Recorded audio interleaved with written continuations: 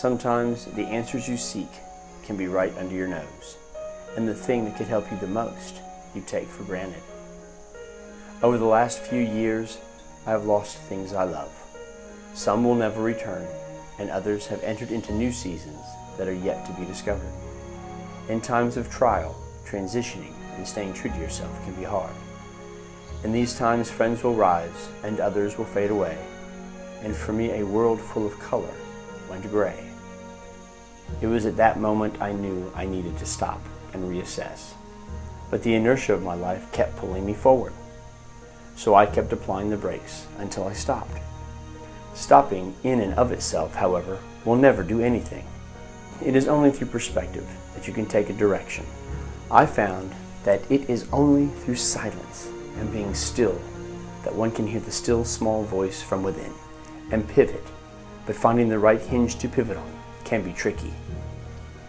I looked at many sources, but the one that spoke the loudest was the one right under my nose. I have read my wife's books many times from a critical perspective, but never with an open heart. So I opened my heart and I read the words and listened to the spaces in between. And the 7 pillars began to speak in a tone I'd never heard before. All right, the 7 pillars are this. The 5 center pillars are identification, metamorphosis, appearance, grace, and encouragement. The 2 bookend pillars or outside pillars are love and God. The first thing I came to understand is that we all make mistakes, but we are not our mistakes. You have to approach yourself and approach your life from a place of love. If you don't, you're going to misidentify or identify incorrectly with the things in your life. And it's approaching your life from a perspective of forgiveness, of acceptance. Love is accepting yourself where you are right now. So I accepted myself, my circumstances, my marriage, everything, job, all of it, to where I was right then, and reevaluate everything. Once I came from that place of love and began to re-identify to those people, I wanted to see how I could help or make myself better and make my relationships better. In doing that, I began to change inside. Now that change inside made me choose things differently. And so my inside out process began. My metamorphosis from the inside began to actually change my appearance on the outside.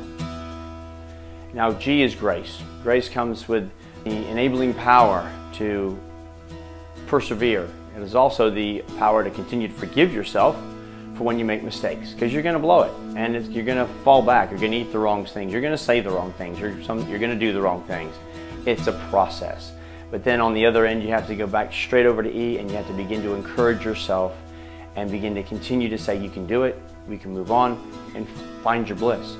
And in that, I began to see God in a different way. I began to see my spirituality in a different way. My relationship became a relationship with God, not a religion about God. God is a tangible force. He's forgiveness. He's love. The 7 Pillars is a really good book. But when you add 52 Weeks to a New You, her first book, and 365 Days, her second book, to it, it becomes a great book because it draws forth what's within the pillars. For instance, L. You can go into L, which is love, and you can actually go into the 52 weeks, and there's a chapter on love. It talks about the 4 different kinds of love.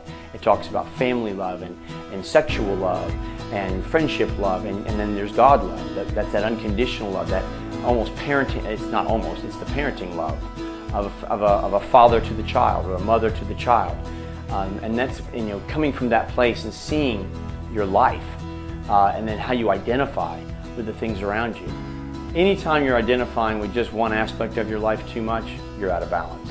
And Image and 7 Pillars is all about balance. So finding balance, finding an equilibrium within yourself, again, finding that thing to pivot on. The 7 Pillars was the thing that helped me, and I think it'll help you. The 7 Pillars is for everybody, whether you believe in God, whether you don't believe in God. So if you've been kicked in the guts, if you've had hard times, or if you're going through hard times, I'm still working through times myself right now, both physically and professionally. Give the 7 Pillars a try. Get the book. It's a way of life. And I've lost weight from living Image. My marriage is better because of Image. My life is better. And I know that it'll help you with yours too, and improve your life also, because you're going to see your life differently.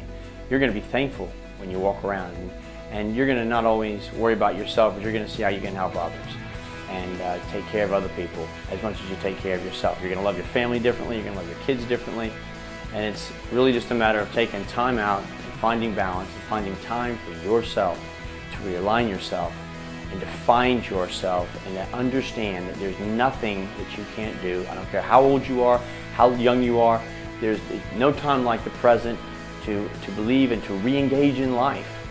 And Image is a wonderful, wonderful tool to do that.